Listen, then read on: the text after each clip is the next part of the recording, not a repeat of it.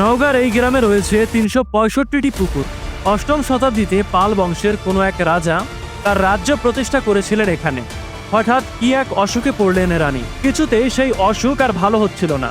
রাজ্যের যত হেকিম বৈদ্য সবাই উপস্থিত হলেন রাজসভায়।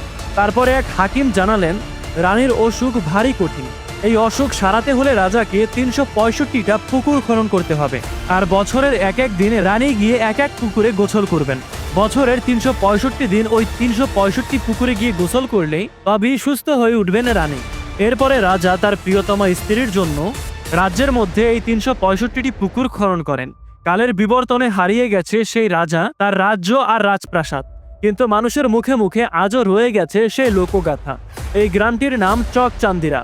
বর্তমানে এখানকার কিছু পুকুর ভরাট হয়ে গেছে, তবে বেশিরভাগ পুকুরই টিকে আছে। পুকুরগুলোর কিছু অংশ সরকারিভাবে লিজ দেওয়া হয়েছে এবং পুকুরগুলোর চারপাশে বনায়ন করা হয়েছে।